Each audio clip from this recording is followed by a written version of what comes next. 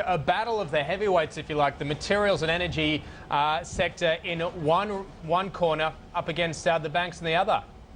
We did see the big sectors all playing their part on our market today, and it was a very subdued market in the end.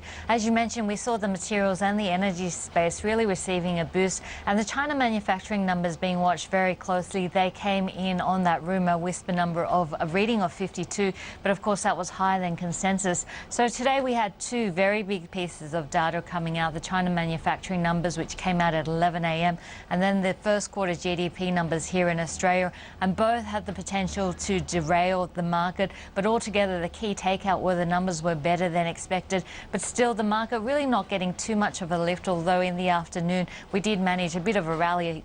This is the intraday graph behind me. You can see that we did see some strength in the second half of the session, but financials still dragging down our market. Once again, we saw financials coming under pressure after a good bounce back yesterday, so just resuming that trend of being under pressure, concern about the European debt worries.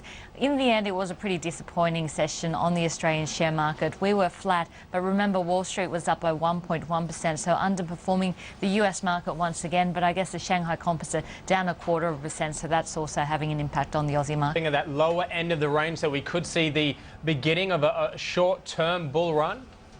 Well, I have to disagree. If we have a look at the downtrend, which has been in place from April, we've seen the market now correcting 7.9%, and we've been channeling down quite nicely. We're at the top end of that channel at the moment, so if the trend does continue, then we'll probably come down to target the bottom end of that channel, as we have been for the last 7 weeks. I guess the next couple of days are going to be crucial to see whether that trend is going to continue. It has been in place for 7 weeks now, but we are at the top end of that trend. If we do see that top trend line being broken, then perhaps this correction is over at that point, and that would mean a bit more support coming on the markets. One thing to be watching is the volumes. They're still looking pretty anemic, and one of the concerns of the market is that global growth does seem to be slowing. If we have a look at the economic numbers coming out, more often than not they are coming in worse than expected.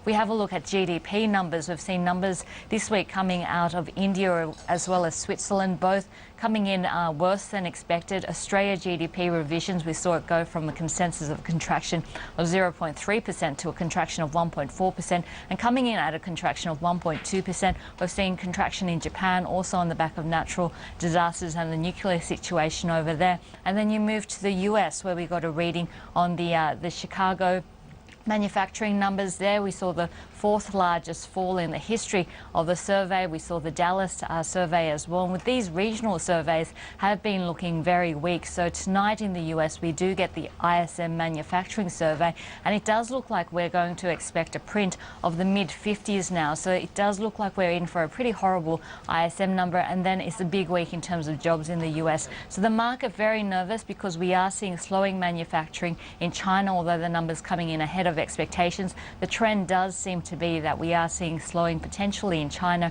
as well as in the US. Corporate stories. Julia Lee, some big news, I suppose. Well, it is big news. Andrew Forrest stepping down as CEO of Fortescue Metals, the company he founded, which a penny stock really when he started it, as to what it is now. I suppose the third viable iron ore producer in the Australian market. Was it a surprise? I think it was a surprise to the market, but the market reaction has been, while his title is going to change from CEO to chairman, his actual role is not going to change too much, and the impact that he has on the business isn't going to change too much. And that's because Twiggy is a major shareholder of Fortescue. If we have a look at the stock he holds around about 30% of stock. I guess it does highlight the change in Fortescue's business from building a business into more of an operational role, and that's been reflected in the appointment of Neville, his Chief Operating Officer, and he'll move to the CEO role. Of course, there is a chance that Andrew Forrest may not be able to serve on the board. We're still waiting that High Court decision surrounding some of the decisions he made with the Chinese back during the global financial crisis. So that's going to be viewed as well. But Fortescue having an absolute stellar day, and that was on the back of bringing forward its production target of 155 million tonnes per annum to 2013, so faster by about a year. The market really reacting quite positively to that, and we saw Fortescue stock up around about 3% today.